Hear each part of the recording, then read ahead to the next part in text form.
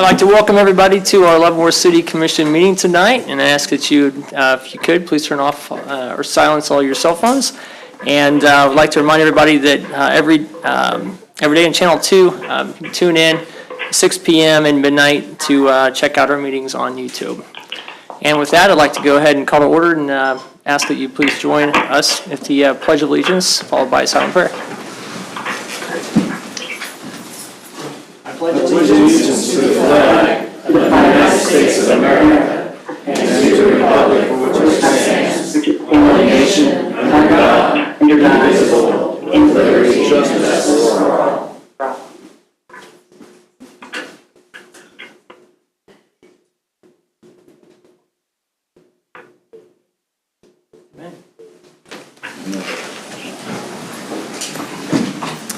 All right, we're going to start off with a few proclamations.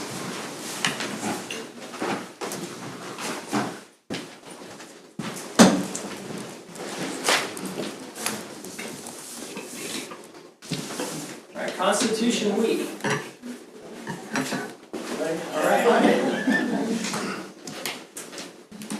All right, City of Leavenworth, Kansas. Whereas September 17, 2023 marks the 236th anniversary of the drafting of the Constitution of the United States of America by the Constitutional Convention, and whereas it is fitting and proper to accord official recognition to this magnificent document, its memorable anniversary, and to the patriotic celebrations which will commemorate the occasion, and whereas Public Law 915 guarantees the issuing of a proclamation each year by the President of the United States of America, designation September 17th through 23rd as Constitution Week.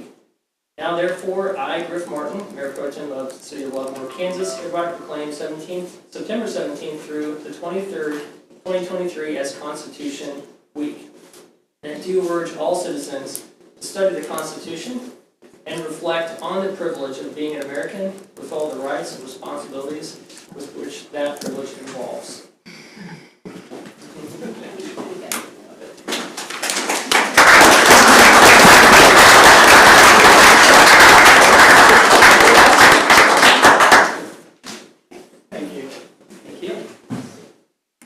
Leavenworth Awareness Walk.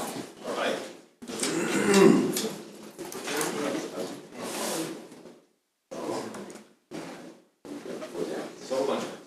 All right, come on up. All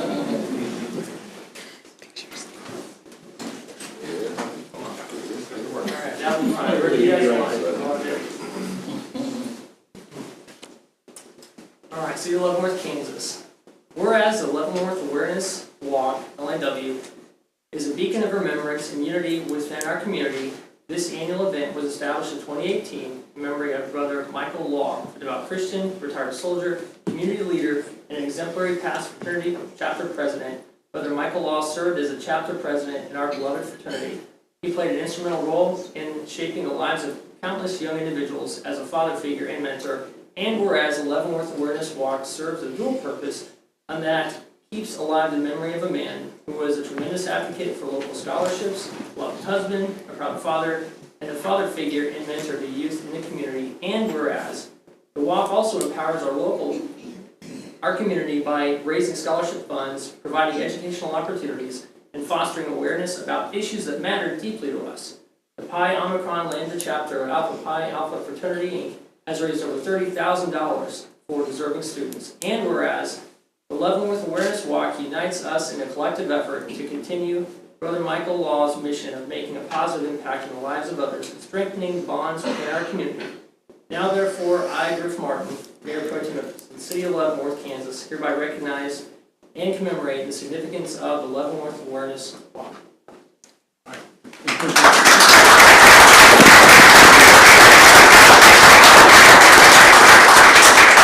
just like to say on behalf of these distinguished gentlemen of Pi Omicron Lambda, chapter of Alpha Phi Fraternity Incorporated, and widow Melita Law and her sorority sister, Dr. Sidney Davis Sorority Incorporated, Leavenworth chapter. In the name of Michael Law, I'd just like to say thank you, thank you, thank you.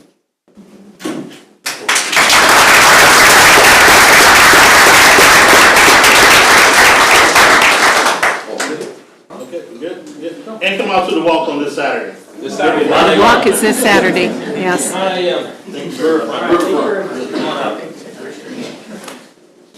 Mr. Law was a great man, and this is a wonderful way to honor him. So thank you very much, you guys. All right, next we have here National Suicide Prevention Awareness Month. Anybody from who's going to represent for tonight? Give everybody a chance to figure out somebody. I don't think they made it yet, so we'll just go ahead. Okay. Yep. All right. City of Leavenworth, Kansas. Whereas the City of Leavenworth affirms that National Suicide Prevention Awareness Month promotes awareness of the importance of tending to our mental health, as it is essential and acknowledges that those living in mental health disabilities are deserving of care, understanding, compassion, and pathways to hope, healing, recovery, and fulfillment. And whereas September was declared as National Suicide Prevention Awareness Month in 2008, in the years since, September has been a time to acknowledge those affected by suicide, raise awareness, and connect individuals with suicide ideation to treatment and support services as needed. And whereas, according to the CDC, each year more than 41,000 individuals die by suicide, leaving behind family, friends, colleagues, and community members to navigate the traumatic impacts of their loss. Now therefore, I, Griff Martin, Mayor Pro Tem of the City of Leavenworth, Kansas, hereby proclaim and recognize the month of September as National Suicide Prevention Awareness Month.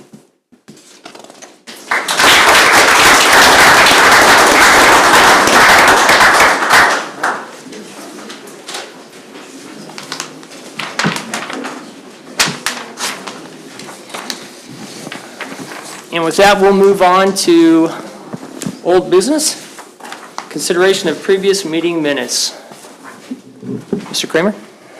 There's been no changes. It's up for the commission for a motion. I move we approve the minutes of the August 22 meeting.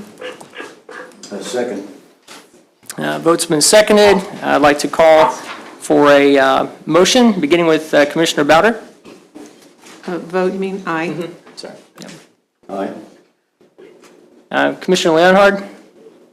Aye. And Mayor Wilson? Aye. Aye. All right. Vote passed 5-0. Moving on to second consideration ordinances. Number 8223, adopt standard traffic ordinance 50th edition. Mr. Mayor and Commission, there have been no changes. The police chief is here for the next three items. If you have any questions related to these three items, but they're before you for final adoption tonight. And once again, Chief Kitchens is here if you have any questions. Anybody else, any questions No, I don't. specifically? Pretty well I covered move that this. we adopt ordinance number 8223. It's a roll call. All right. Commissioner Bowder, go ahead.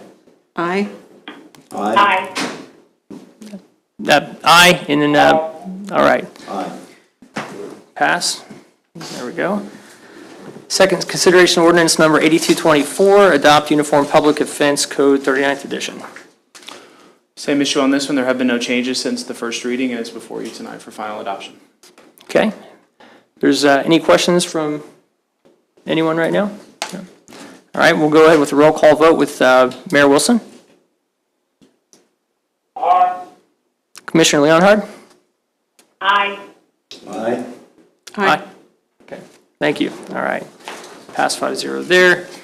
And then second consideration ordinance number 8225 to adopt 2023 intersection traffic control device master index. No changes. Go ahead, no changes there. Any comments from anyone? No? All right, and Commissioner Bowder will begin a roll call vote. Yes, sir, aye. Aye. Aye. Commissioner Leonhard? Aye. Aye. Aye. All right, passed. Thank you. Thanks, Chief. Thank you. Okay, consideration of the 2024 operating and capital budgets and housing authority budget. Mr. Mayor Pro Tem, Mr. Mayor remotely in commission, the item before you was tabled at the August 22nd City Commission meeting. That is the vote on the 2024 operating and capital improvement budgets, as well as the resolution to approve the 2024 housing budget for Planters 2. So at the August 22nd meeting, we did table this item. We did hold the public hearing for the budget that night. And so tonight, what's before us is at the August 22nd City Commission meeting, the resolution B-2343, a resolution to exceed revenue neutral rate, failed. The total city mill levy exceeded total revenue neutral by 0.419 mils. And so city staff was directed to and then examine the budget and will tonight recommend a course of action to cut the 0.419 mils to a total year-to-year cut of 3.107 mils from the city's mill levy. The reduction of 0.419 is equivalent to about $127,313. And so there were a number of adjustments considered, and then we'll get to the recommendation. So when you're cutting an operating budget, there are three general approaches to reduce revenue from an operating budget. The first one is to eliminate ongoing expenses. These are commonly referred to as program changes. This approach aligns eliminating expenditures to match a reduction in revenue. If you're going to have less revenue, you need to have less ongoing revenue, you need to have less ongoing expense. And so when we looked at these or evaluated some, what we look at is, are there annual and capital costs over time? Are there costs that occur every year? And then also, are there costs, capital costs related to that function? Is the program essential for the life, safety, or legal obligations of the city? Those are the first ones you would take off the table. And is there a benefit? Is the benefit limited to a specific constituency? A second approach is to eliminate one-time expenditures. This method is a stopgap measure. It doesn't address the fundamental action of reduced revenue. In short, you have the same problem the following year. You've eliminated the expense for the current year, but again, the revenue at that point is no longer there for future years. Right. So again, we looked at, can the revenue from a one-time expenditures be used? Can it be used legally? We have restricted funds, whether those are federal funds, whether those are enterprise funds, whether they're restricted by current city ordinance, by state statute, or by the federal government. Is the expenditure critical to the life, safety, and legal obligations of the city? Is the benefit limited to a specific constituency? Go back just a touch. The last sentence in red there says it mischaracterizes projects for revenue streams. And I really want to hit on this just for a second. So if you were to say a specific project we wouldn't do in a given year, it's really the revenue stream that pays for that project. So it's the sales tax. In this case, let's use Southside Park is on the books for next year. You're not necessarily removing Southside Park. What you're doing is removing the revenue stream that's budgeted for Southside Park. That same revenue stream was the same revenue stream that did the Doherty Park Playground, the Stubby Park Restroom, and next year does the Public Works and Police Department Storage Building. So it's an annual revenue that you're moving from the sales tax to the operating budget going forward. So then the last thing you look at is review and adjust unallocated reserves. Does the adjustment impact the city's financial standing? That's basically the litmus test for consideration of that as a method. So a couple of examples that we did look at. Ongoing expense examples. One would be the elimination of the Performing Arts Center. The Performing Arts Center operates at a net loss of $30,000 annually. But in addition to that, the city is responsible for all capital costs associated with that building. We have done extensive HVAC and electrical repairs, roofing repairs, facade repairs, and so that's an example of something that has an annual cost or an annual loss to the city, plus ongoing repairs. In addition, the city is not required to provide funding for a venue or for activities associated with the Performing Arts Center, and the use of the Performing Arts Center is used by a dedicated group, but it is a limited constituency. Similar to that, we looked at closing the indoor pool at the Riverfront Community Center. That operates at a net loss of about $170,000 a year. That's primarily lifeguards, janitorial, water, electric, chemicals, all the things that go into running an indoor aquatic center. And in addition to that, when the pool does require maintenance for the health and safety of its users, that is painting, caulking, sealing, walls, roofs, flooring, all those type of amenities. City is not required to provide an indoor pool, and the use of the pool is limited. It's, again, a dedicated group, but it is limited if you look at the scope of the entire city. Finally, one of the things we looked at, and this is not an exhaustive list, but just to give you some of these examples, is eliminating the business grant program. The city provides between $80,000 and $100,000 in annual grants to local businesses. The city is becoming increasingly reliant on sales tax to operate. In the future, it may be necessary to use the sales tax revenue for core services. The use of the program is limited to 20 or so businesses a year as far as the constituency. Again, these were just looked at, it's not an exhaustive list. So an example of some one-time expenditures that we looked at with the criteria listed before, and again, should be looked at as the elimination of a revenue stream, not necessarily the elimination of a project, is to reduce or eliminate the Cody Sports Court project. The project is at a budgeted level that would more than cover the revenue shortfall for 2024. It is related to healthy and active community, but not essential to core service obligations. Constituency for basketball or racket/paddle sports is growing, but it is limited. Reduce or eliminate the Southside Park project. Project could be downgraded or eliminated to cover the shortfall. Again, that's the revenue stream we should look at. But the project is a neighborhood park that benefits residents in the specific area as opposed to a community park like Cody or Stubby. Finally, just another example is eliminate the trails funding. This is an annual allocation, so you would be moving this revenue stream from the sales tax budget to the operating budget. It's a relatively new application or allocation, would not cover the entire shortfall, but represents about a third of that shortfall and could be combined with other upgrades at city parks or facilities such as the community center to reach that number. So all of that really boils down to what's the recommendation. So all of the previous programs and projects were reviewed by the city commission during the budget sessions, and there was no consensus to cut those. There's no public desire to cut those. So therefore, we felt the executive team that proposing cutting those at this time would not allow for public appropriate feedback or engagement and did not have the support of the commission. So after full consideration, the executive team recommends reducing the city's reserve position in the following way. It is a limited impact given the strength of our reserves, and so that's why we feel comfortable recommending this. The city's strong reserve position allows for a 0.53% reduction in total reserve levels to meet the city commission direction regarding the overall city mill. If you'll look in this far right-hand corner, it would take the city's general reserve position from 29.94% to 29.41%.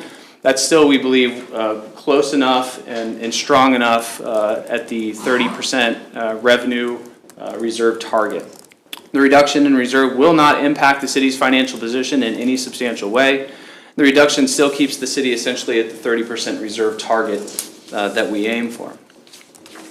Finally, the reduction also allows the city to start to engage the public and start conversations about potential program reductions for the 2025 budget. As we get into the spring, we don't want to get into the budget situation here at the end and look for ways to cut.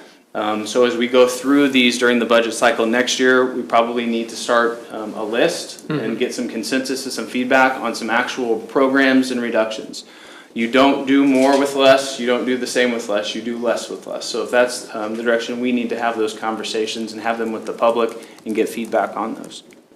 So again, sales tax is showing signs of retreating in the post-pandemic levels. The city's reserves in excess of the target were allocated with this budget, so we used our extra sales tax revenue above forecast and our reserves over the 30% to get us where we got. We feel comfortable recommending the use of about 0.53% of the city's reserves to get us that extra 0.419 mils. And that is the recommendation of the executive budget team to the city commission tonight for your consideration. Thank you, Mr. Kramer. I have a question. Yep. What would be the final mill rate then? It was last time it was 22.9 or something. Yes, I have that.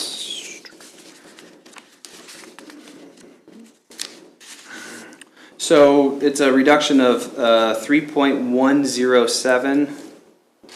And so that takes it, I didn't do the final number, 21.544, I believe is the number. Okay, thank you. Yeah, I'd like to just kind of open it up, Mr. Kramer, and everybody here and everybody on the phone right now. Any comments or thoughts about this right now?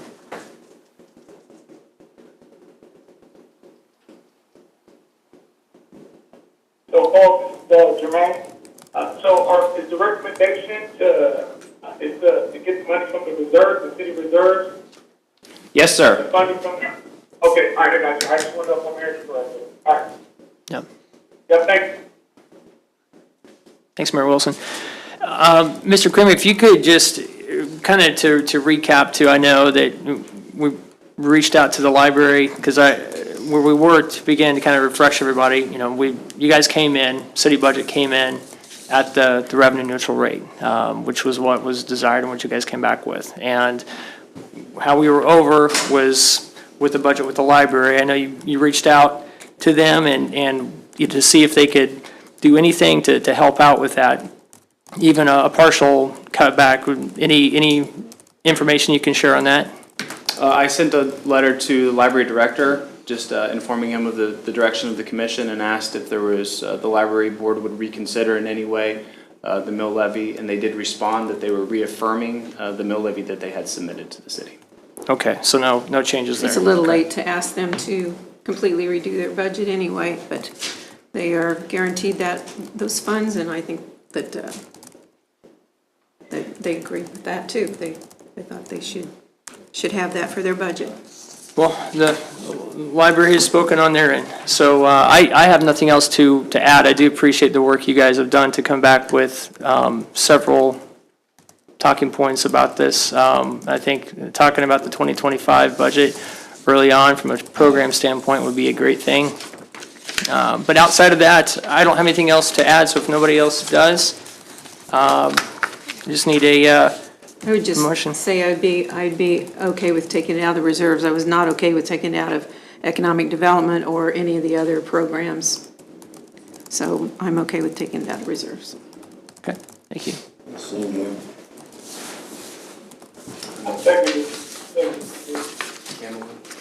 Oh, yeah. Commissioner Leonhard?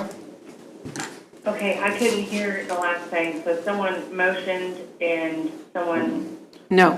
No motion on the table at this point, just still open for comments. okay, no, I just didn't hear it. So somebody motioned to, approve the budget? Is that- Oh, I actually, Commissioner Leonhard, I just asked for if anybody wanted to make a motion. Oh, I'm sorry, no. You're good. No, that's okay, I thought you wanted additional comments, so. Okay. Or those if you have them, so. I don't think she can hear you too well. Yeah, I'm talking to my mic, I need to be talking over there. Okay. All right, well, with that, if anybody would like to make a motion?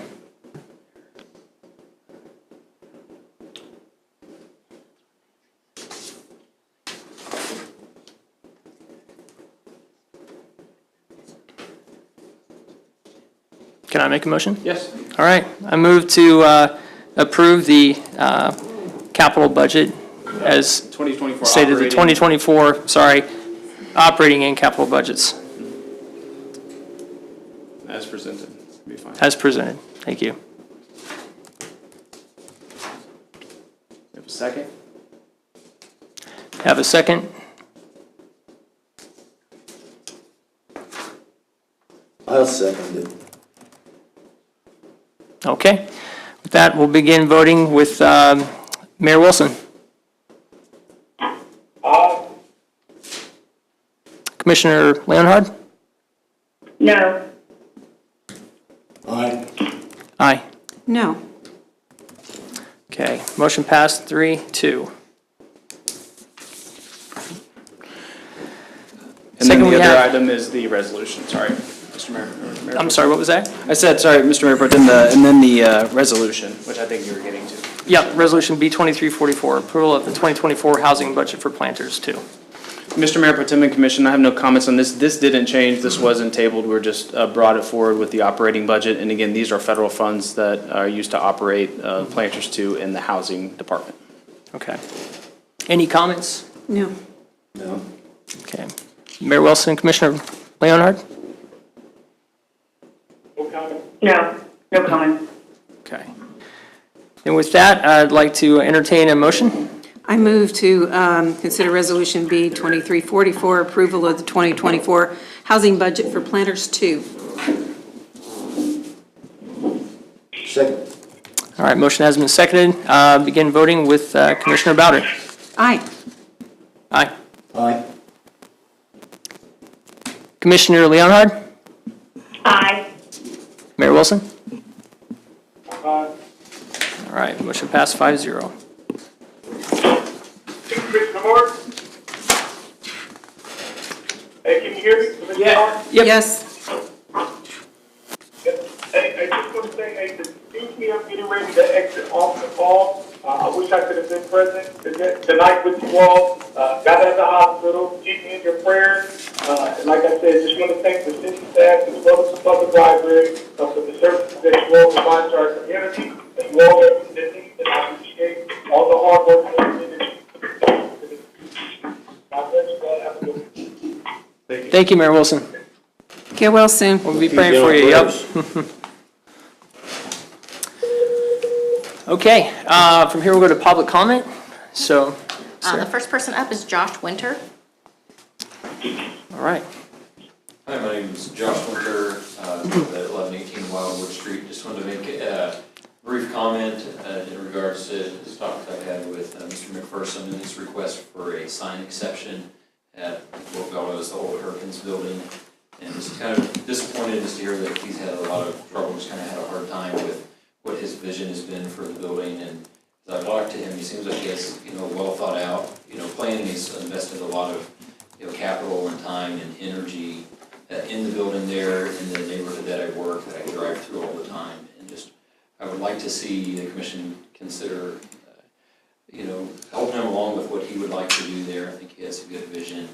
And more than just, his specific business and signage, just concerned that they have a business owner who's wanting to bring the neighborhood up a level, invest in the community, and it seems like he is, as I've talked to him, had a hard time just with various things, and that's not the result I'd like to see from businesses coming to the community, because we have plenty of empty buildings and old buildings, and to see someone wanting to develop one is encouraging. It should be encouraged in any way possible by the commission, in my opinion. Thank you for your time. Thanks, Mr. Winter.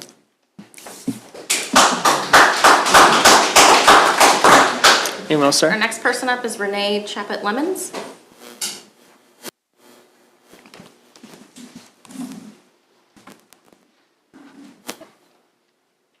Hi, I'm Renee Shappy Lemons. I own a business at 223 South 5th Street in Leavenworth. Mine's kind of piggybacking on this just a little bit. First, I want to say I'm really glad that I get to talk to you guys in person tonight. I want to thank Nancy and Jermaine for responding to my email that I sent back in May and coming and talk to me about some issues that we have as downtown business owners, because I think that's very important. I hope that the public in the future, with this election coming up, they take the time and that they really do their research and they get out and they vote. Because our downtown is the heart of our community. We're the first city of Kansas. We have a lot to offer down here.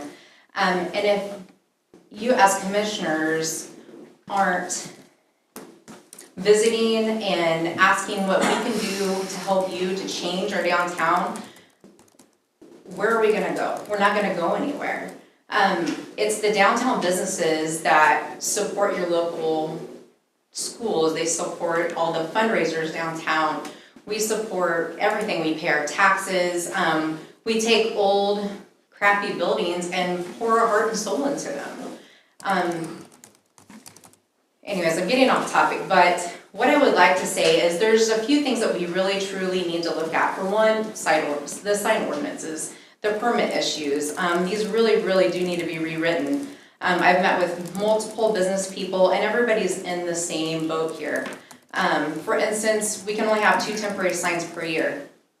What if you have events going on or fundraisers going on or sales going on? I can only have 2 banners permitted per year. What if I have 4 fundraisers that year and I want a banner up for each one of those? You can't have it. The inconsistency of having who pays for a permit and who doesn't. If you drive around downtown, I promise you, you're gonna see so many inconsistencies. Guess who's paying those permits? The ones who actually applied for the permit. The ones that didn't, they're off the target. They're not on the radar. But once you apply for a permit, you're gonna be paying those permits for the rest of the whole entire time you have a business downtown. The ones that didn't go by the book, nobody says a word to them. So that's super frustrating. There's one place that's getting charged $300 for an open sign because it's not affixed to their building. It's a freestanding open sign. Why? What's the point of that? I don't understand that. Another thing is we have all of our focus on the wrong thing here. We're focusing on business owners who are taking the time to redo these buildings and to do the right thing and to keep our business going. What we should be focusing on are the empty buildings that sit vacant, that have broken windows, they have graffiti on them, they have profanity drawn in the dust because they don't take the time to wash those windows. All those buildings are doing is bringing down our downtown. They're not helping whatsoever, but there's no ordinances in place that I know of or that have been enforced to keep that from happening. So why don't we take the focus off of the businesses that are trying to do good for our community and focus on the people who are just buying buildings and collecting them and leaving them empty for whatever reason.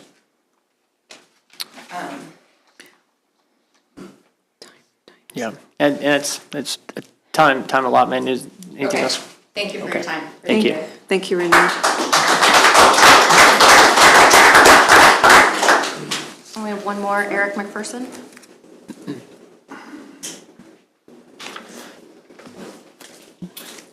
Hi guys, I'm Eric Hello. Person. Good evening. I have learned a lot moving to Leavenworth. We bought our building in 2020. We just wanted a nice sign, we wanted a nice clean building. Our plans were to restore the building to what it once was, clean up an abandoned property on the abandoned side of downtown Leavenworth. There's been nothing but red tape and roadblocks. I asked the city about the crumbling sidewalks around the building and I was told it was my property. But there's a downtown business grant to help me replace them. So we paid to replace them and the city paid me back. That was great. The next roadblock was parking. There's about 10 parking spots in front of my building, but those aren't real parking spots according to the city, even though they've been there going back into the 60s. Now they want me to pave the parking lot behind the building. I had to get my first variance meeting. These meetings are $350 for the meeting, $200 to mail everyone within 200 feet of the building, and $8 to get a copy of the deed, which the city already has. The variance board decided my parking spots were not in front of the building, like has been done for the last 65 years, but they're on Broadway between Delaware and Cherokee. I've never seen anyone park in the middle of Broadway. The variance board did say I did not have to pave the parking lot though. Then we started renovations. The drawings had to be done by an architect. This is an extremely expensive process. It was a challenge to even find one to handle such a small scale project. I had quotes ranging as high as $24,000 to draw a 1,200 square foot building or store where I'm not moving anything structural, nothing mechanical. It was just a drawing. This is when we found there was another downtown business grant to bring the building up to ADA codes, add HVAC, update old electrical systems, which we were approved for, so once again we were considered a downtown business. Then we come to the signage.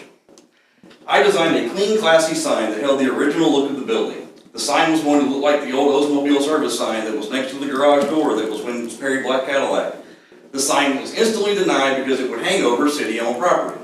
Now the city owns the sidewalks, but I owned them 2 years ago. But I could change it with another variance meeting. The meeting came up and there was only 4 members. During the meeting, the rooftop sign came up. I cannot afford to remove it. I still can't afford to remove it. I spent 6 figures remodeling that store. One of the board members joked that I could borrow her chainsaw. I did not find that nearly as funny as she did. The rooftop sign is part of the building. It is connected through the building into the foundation. It's not as easy as just taking a chainsaw to it. The city said there was no prior code violations on the sign. But they were going to violate me because the Perkins Automotive sign has not been removed because the building has been gone for 6 months. I believe he retired around 2017, 2018. If they wanted that sign gone, they had a long time to actually ask the previous owner to take care of it.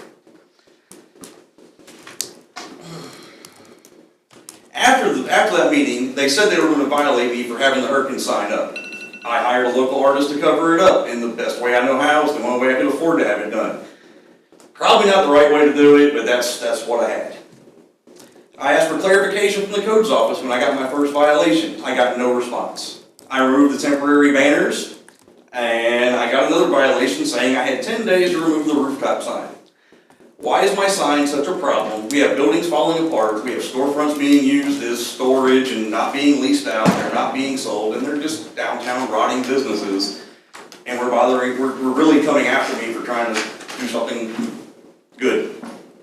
Thanks, guys. Thank you, Mr. McPherson. I don't know if anybody else has any comments or not, but I know there have been frustrations for sure over the last several years, and with just different fees and regulations and policies and different things like that.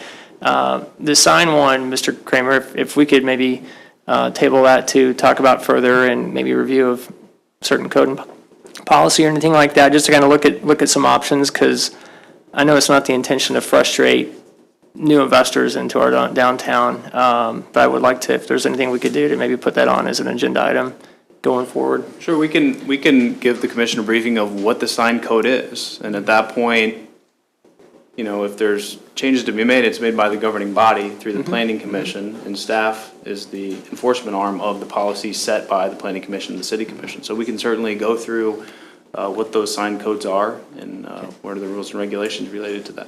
Okay, no, I appreciate that. We had one more comment, or? Yeah. Nobody else can say that. First, I didn't put my name on that, but I was going to. Sir, could you go up to the podium there and Please state your name and address. You're supposed to. name and address? So I'm Glenn Tesoro, and I'm at 2812 Garland Street. And up until January, I owned a small business in town.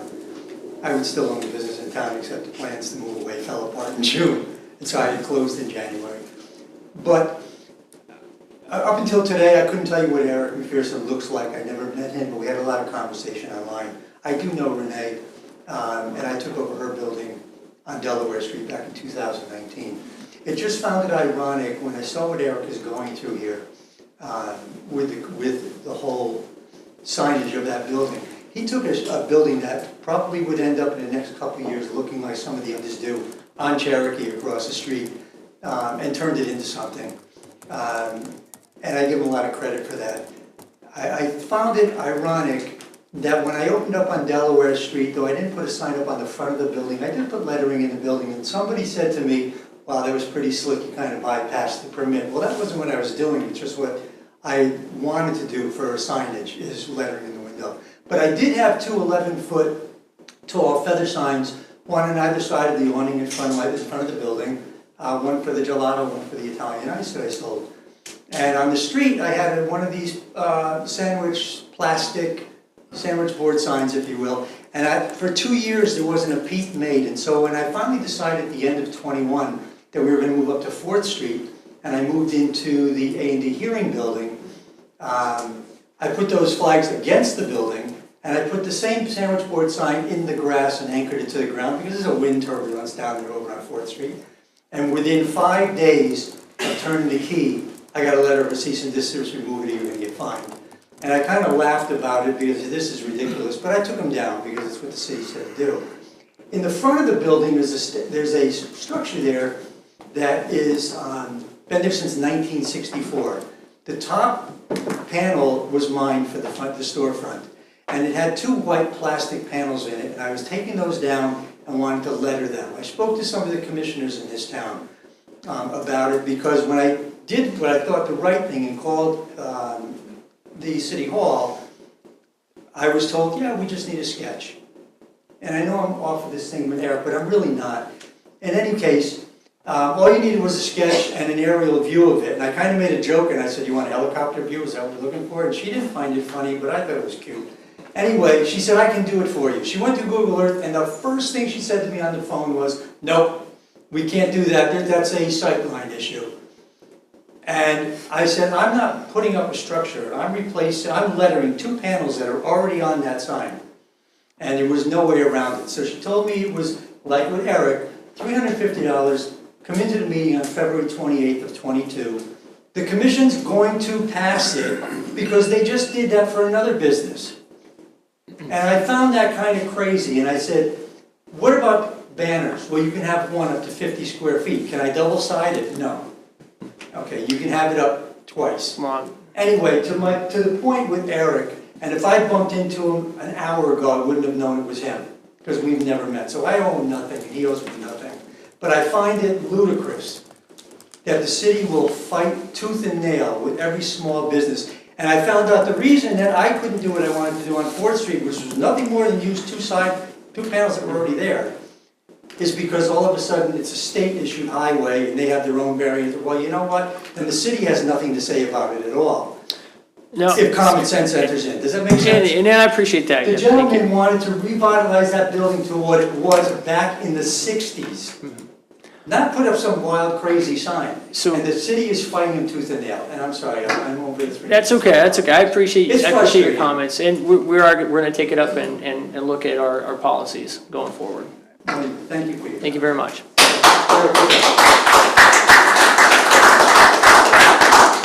All right, with that, we will, no more public comment. We'll move to the general items. Consider the transit merchant waiver for Dark River Artifact Show at Riverfront Community Center. This will be our city clerk, Sarah Bodensteiner. Mayor Pro Tem and Commissioners, before you this evening for consideration is a request for a transient merchant permit waiver to use the Riverfront Community Center on April 6, 2024 for an artifact, rocks, and fossils collector show.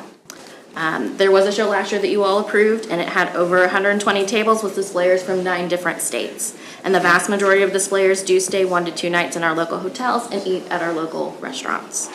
Attendance from last year's show was around 400 people, with items for sale that would include strictly artifact and fossil-related items, display cases, carved walking sticks, art depicting Native American life, and etc. The city code prohibits transient merchant permits on city property, which would include the Riverfront Community Center, but the city code also allows the commission to grant a waiver. All fees for the use of the facility and permits would still apply, as the waiver would simply allow the sale to be held on city property. So tonight, the request before you is to grant the waiver request for a transient merchant permit. I can answer any questions you may have. Tammy Metzgar, the community center manager, and applicant, Mr. John Cried, are here if you have any questions. Okay, thank you. I appreciate that. Anybody, questions or? No, I saw you last year. Yeah. No. Yeah, okay. I don't either. I'm all about it. So, yeah, with that, I just need a motion. Tell us about his event, maybe. Oh, sure. Yeah, I'm sorry. Yeah, fantastic. free advertising. Here you go. We just had Artifact Show. We had people from 9 states all the way out to Indiana, Kentucky, Illinois, and from the other side, Colorado, Oklahoma, That's awesome. South Dakota, North Dakota. That's great. So they came in from all over. Usually, most of them came in on Friday night because they were allowed to set up that night, so they stayed in the local hotels, ate at the restaurants, like she said. It was a good time. The public comes in, they get to see a lot of things that they don't normally see in some of the museums even. And Thank you. Thank you, sir. That's great. Yeah, cool. Hopefully keep ramping it up. So, yeah, that's double. cool deal. And if I could just say something, I'd like to ask if you consider implementing a process for people like me who have received a merchant waiver in the past and have had 0 issues, to be able to purchase a waiver in the future without having to come before the council every time. So I plan to do this every year until I'm no longer able to. All right. Well, I appreciate that. Thank you. Definitely can consider that. So, Appreciate your time. you. See how that works. No other comments then? Anybody? I'll consider a motion now. I move to grant the waiver of a transient merchant's permit for the use of the community center for the Dark River Artifact Show on April 6, 2024. Second. I second. All right, the motion has been seconded. Begin voting with Commissioner Leonhardt. Aye. Aye. Aye. Aye. Motion passed 4-0. All right, thank you very much. Thank you for your time. Item 8, consider cereal malt beverage license for Leavenworth Mart LLC, DBA JK Mart, 300 North 4th Street. This will be under city clerk. Okay. Mayor Pro Tem and Commissioners, before you this evening is a request for a 2023 off-premise consumption cereal malt beverage license for Leavenworth Mart LLC, doing business as JK Mart, located at 300 North 4th Street. Due to an ownership change at the location, a new cereal malt beverage license is required by state law. The location has a current city health permit, and the application has been reviewed and approved by the police department. So tonight, the request comes to this body for final approval to issue the 2023 off-premise consumption license. Okay, thank you. Any questions at all? Okay, with that, I'll also entertain a motion. I move that we approve the cereal malt beverage license for Leavenworth Mart LLC doing business as J.K. Mart at 300 North 4th Street. Second. All right, the motion has been seconded. I'll begin voting with Commissioner Bowder. Aye. Aye. Aye. Aye. All right, motion passed 4-0. Next item, update for unsafe fire damaged structure 707 Pawnee, given 30-day extension at July 25th meeting. Hal Burdette, our Chief Building Inspector on this one. Good evening. As we say, this is an update. The structure was damaged on fire in March of this year. Commission held a public hearing in July, giving them 30 days to begin repairs or demolition. The structure has since been sold. The previous owner, from the July meeting, sold it to new folks. They were issued a building permit August 9th, electrical, mechanical, plumbing permits August 22nd. They have started to make some repairs, but it is not close to being, occupiable yet at this point. There is a representative of the owner here to answer any questions you guys might have for them. Sure. Like to come on up?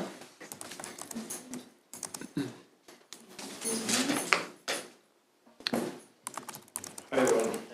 Doing all right. This one, this is according to 707 Parliament Street. I do everything. I have an furnace. I have everything ready. I just start working on August 9, and 19 is done in 3 months. I have an estimate of maybe 120. Because everything, the wall, everything, roofing is new right now and finished today. The trash, I haven't before too much in the back and the front, but today is done. I have any pictures, everything is clean right now, everything is fine. So I think it's ready for work, and maybe October is done. Okay. So everything is new, electric, plumbing, everything is pretty new. Okay, thank you. I appreciate that. Definitely want to turn it over to Excuse the me, Commissioner. before you go, do you have a projection of when people will be able to move into that building? When can it be occupied? Yeah. So what is that protection? I'm sorry? Yeah, when can it be occupied?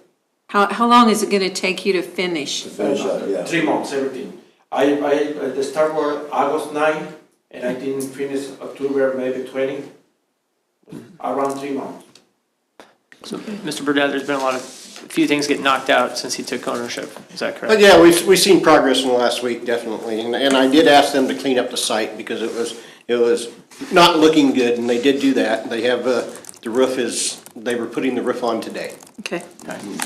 And keep in mind, we don't need it to be able to be occupied to release the funds. We just need certain things done, and I believe Hal's communicated those, so I think. Typically, we release the funds once the exterior repairs are completed and the interior is ready for sheet rock. But we're not there yet. Okay. Sure, okay. Just comments, and I'm sorry, Nancy. My thought is maybe we go with possible 60-day review again. He's thinking 90 days, but maybe see where that's at, just kind of keep it moving instead of maybe get to 90 days and then make another action, but just my thought, I don't know. Commissioner Leonhard, any thoughts? Yeah, just what you said. Yeah, that would be fine with me, a 60-day extension. And if at any point between now and the 60 days, we feel that they've met the requirements to release the insurance funds, we'll bring the item back to you at the next scheduled commission meeting. And again, the goal just being to keep it moving and see some more, progress. Maybe a little more faster. So, yeah, appreciate that. I'd be fine with 60 days. Okay. Cool deal. Then with that, Motion to extend? just, Okay. motion to extend to 60 days. So moved. Second. All right, it's been seconded. With that, we'll begin voting with Commissioner Leonhard. Aye. Aye. Aye. Aye. Motion passed 4-0. Thank you, sir. Commissioner Bowder, that's the one you just finished, huh? Is that the one you looked at when we were in? No, that was on Osage. Sorry. All right, next item. C, Resolution B 2345 Wilcott Brewing Company Oktoberfest, special event street closure for possession and consumption of alcohol. Mr. Mayor Pro Tem, we're excited about this one, and I'm going to turn it over to our city clerk to talk about it. And I know I think we have Sean Wilcott here also, so I'm sure he'll want to talk about it as well. So, Sarah? Will do.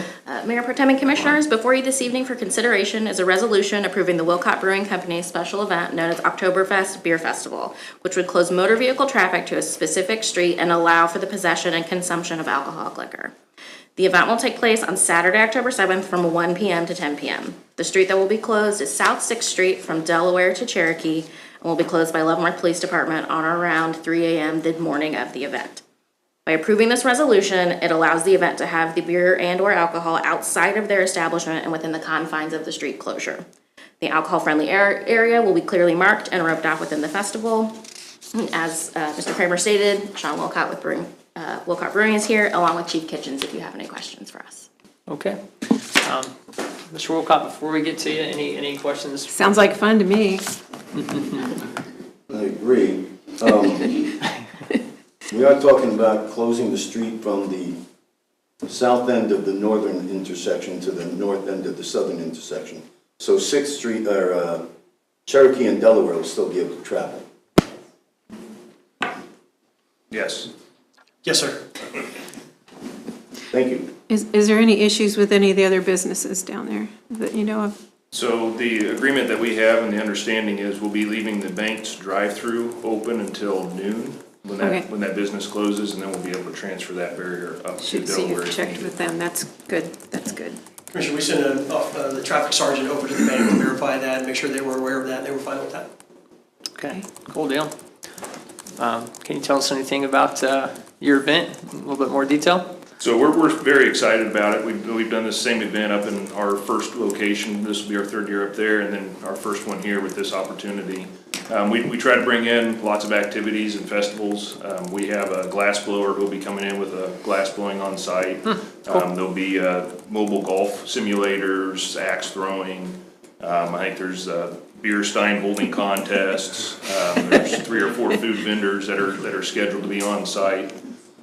We have some other games and activities, so we're really looking forward. There's 2 live bands that are scheduled for throughout the day, and then karaoke that evening inside once the outside winds down. So we're very excited to try to be integrated into the downtown district and bring some value, what we hope is value to the community.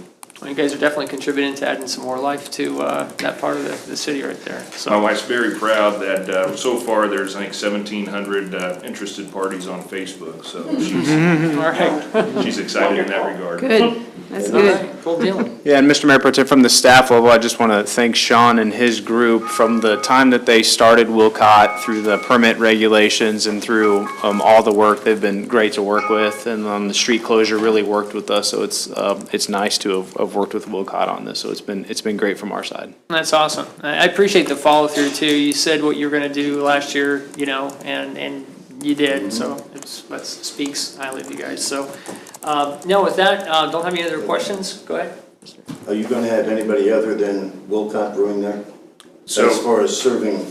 From a beer standpoint, Yeah. Unfortunately, the legality of being able to do that has some tweaks to that. So we had reached out and had attempted that, but through the hurdles of that was prevented. So we will be using, I think we have 17 beers on draft right now, and we should have 1 or 2 more by that time. That's good enough. And the Oktoberfest just got tapped Tuesdays, or last Thursday. So you come in and give it a shot early if you want. I guess I'll have to try that. And with that, I'll entertain a motion.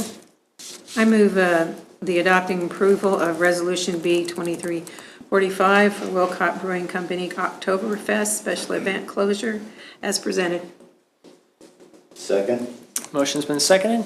We can begin voting with Commissioner Bowder. Aye. Aye. Aye. Aye. Motion passed, 4-0. Thanks very much. Thank you all. Really looking forward to it. Thank you. Okay, next item, bids, contracts, and agreements. Consider award of bid for 2023 to 2024 salt. It's that time of year again. Yes, it is. Brian? Thank you all. As mentioned, the item this evening is to consider award of the salt purchase for 23 and 24.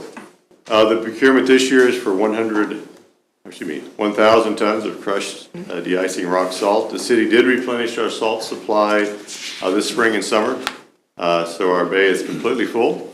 However, a winter with a number of both small and large events could require the purchase of additional material. In previous years, we've requested 1,500 tons. However, with our current supply and our use of salt brine, we feel this year that reducing the amount is appropriate. Leavenworth County does advertise salt bids for their needs, and in their bid specifications, they allow cities within the county to piggyback onto their bid specs. Leavenworth County did open their bids on August 8th, and the county awarded the contract to the low bidder, which this year was Central Salt LLC out of Lyons, Kansas. As mentioned, Public Works is utilizing salt brine to pre-treat our streets. Salt brine is applied before storm events to help melt snow and ice from underneath. We initially started treating only the hot spots, but we have added significant more capacity over the last year.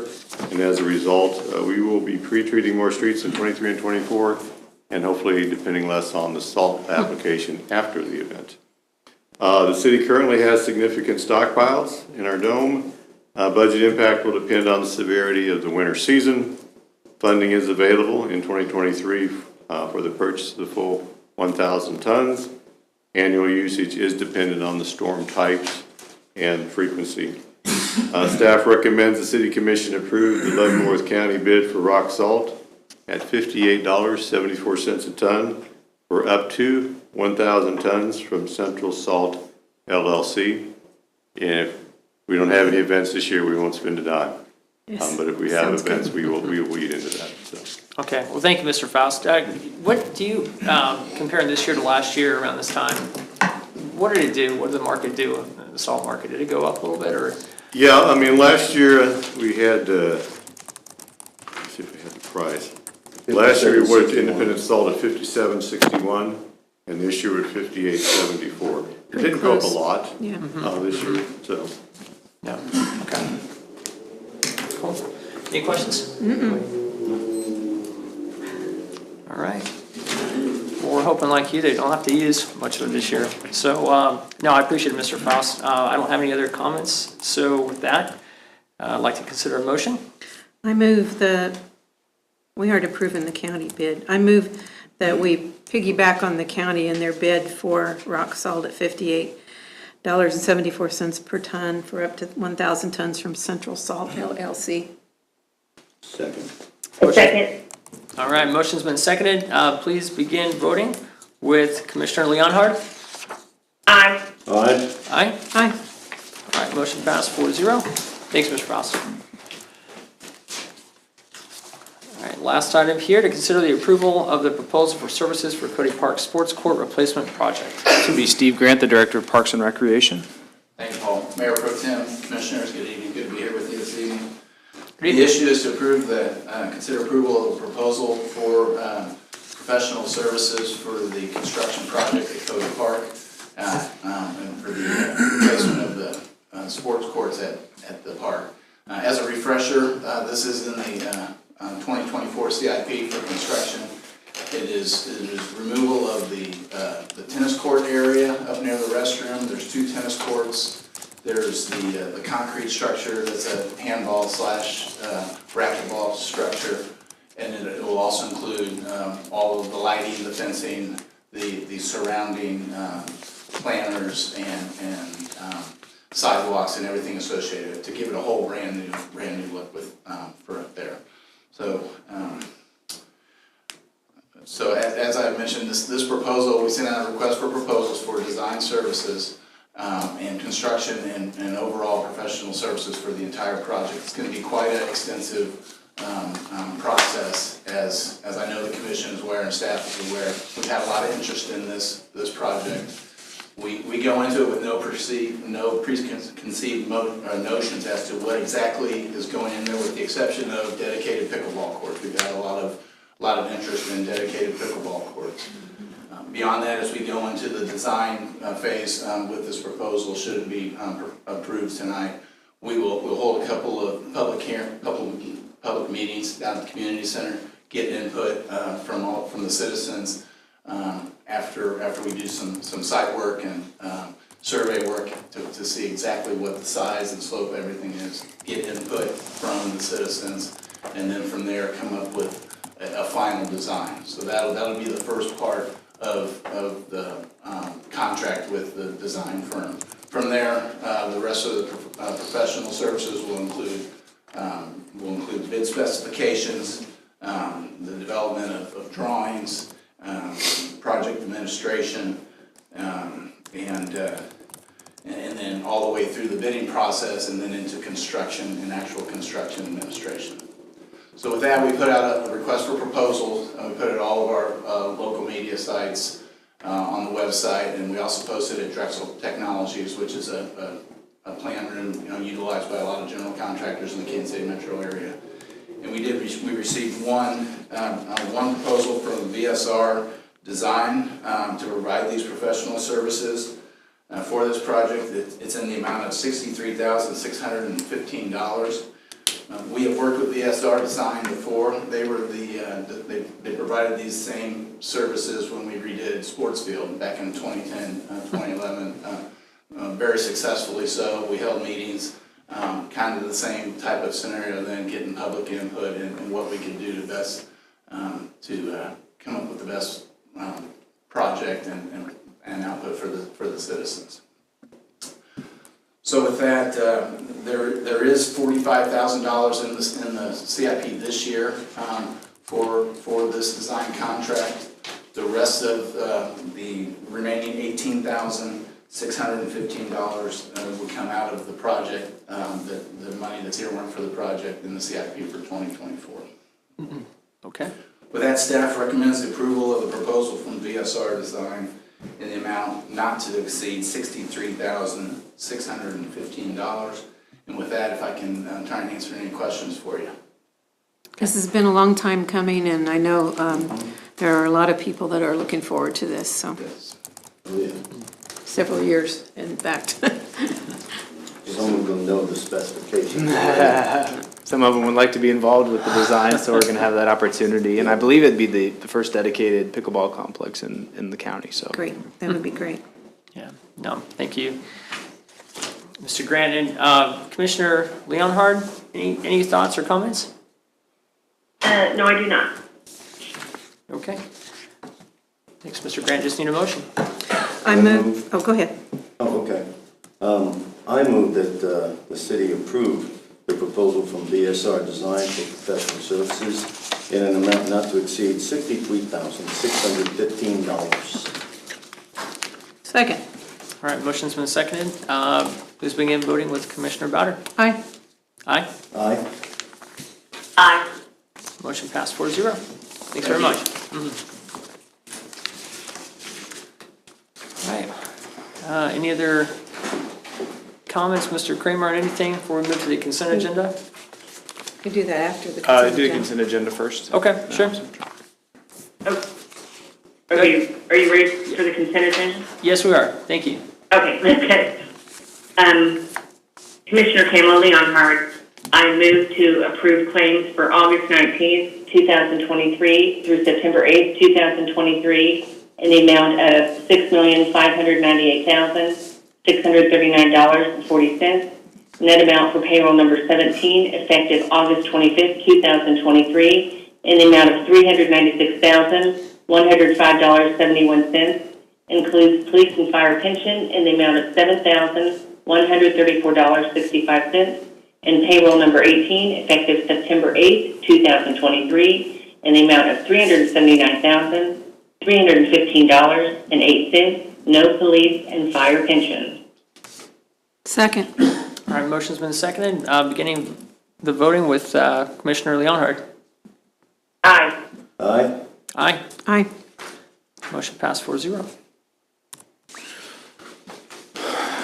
Yeah, I do have a couple things. First of all, I want to have a quick discussion so I can make sure I'm on the same page when we talk about wanting to have a study session or a discussion.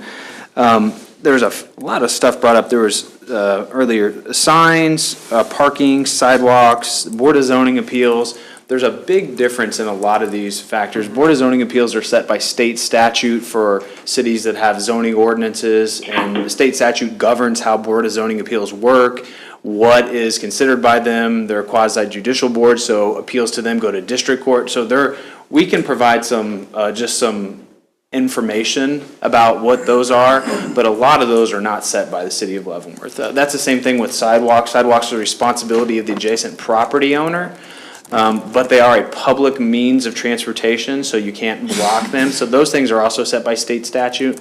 So I want to make sure that I communicate that sign codes, that kind of stuff is up to the city, and some other things, but a lot of these appeal processes and responsibility for stuff like sidewalks or roadways, or encroachment on other properties is not under the purview of the city. So we would probably start with an overview of the sign code and kind of what dictates that, whether you're in the central business district, the office business district, the downtown general business district, and stick to that, unless there was some other areas that you wanted me to cover to start. Yeah, go ahead. Well, when I met with Ms. Renee, we were talking a lot about, it would be nice for, as a new business comes in here, to have a packet of information about the sign codes and, just some explanations of what is required when they come in, so that they're not hitting it piecemeal, then this happens, then this happens, then this happens. It would be nice for them to have a full. We catch a lot of them ID. if they come to the city first. A lot of times if they purchase a building, we don't know that, but you're right, we do have a one-pager now that we did about 6 months ago on some sign stuff, but if we can catch it first, we can eliminate a lot of that, but a lot of times we don't, but that can be part of the discussion too. Definitely. Ways to get that out. Yeah, and I was just gonna say, if we could begin with the signs, you already hit on Yeah. it, so I think that's just, it's come up numerous times from different Right. folks in the past, and I would love to look at that, just Sure. do a refresher, so. But I think, Commissioner Bowden, what you were speaking of wasn't just signs, Oh, yeah. right? You're No, talking about parking, other sidewalks things, and right. parking spaces. Who's responsible for what? All the things that a new business, somebody who is contemplating coming in Right. and setting up a business here in the city of Leavenworth. Here's everything you will have to do before you open your doors to the first customer. So that they know flat out, before they decide whether to come into the city with a business or not. Well, and there's a difference between setting up on a downtown street and Fourth yeah. Street. Absolutely, there's State different, highway. in the city of Leavenworth, I know, I may lose some businesses here. We actually have far fewer regulations. Most cities have what are called overlay districts. So not only do you have what zoning requirements you have for parking or signs or occupancy, you have overlay districts in certain corridors or certain districts that add a whole nother level that you have to be aware of. So those are the things that we don't have. But you do have to be, it seems complex, but we are pretty simple as far as complexity goes, but we can go through some I of would love to that. highlight that on a one-pager if that was in the Sure. packet. This is Yeah, what all of we're it. not gonna require you to do, Right, we used to have an arterial overlay district on 4th Street that governed building materials, sizes, illumination, and we stripped that out a while ago, but most cities on their main stretch also have what are called arterial overlay districts that impose a second set of limitations or concerns related to all sorts of operations of a business. well, and I appreciate that. Yeah, we don't have a general business license as well as nearly every right. city does. No, I think, definitely if, as we continue to go down this road, if, as long as any packets we put together are not warning people, like, are you sure you really want to come to Leavenworth? If it's not that type of, message or anything like that. Well, and I think we want to continue to promote a culture of kind of creativity, and that's really what we ask for with, the Wilcott building now, going back to that, and brought a proposal to the city, and it was reviewed, and so, anyway, but yeah, I'm getting off topic. That would be great, though, if we could begin with that. So I got my clarification on that. Just a couple other quick things. Next week, Penny will give a final update on Camp Leavenworth, so I won't steal that thunder, but it is constantly amazing how everything comes together at the end. The turnout we've had from local businesses, from 5K runners, from vendors has been really, really great. So I'm excited next week for Penny to give that update.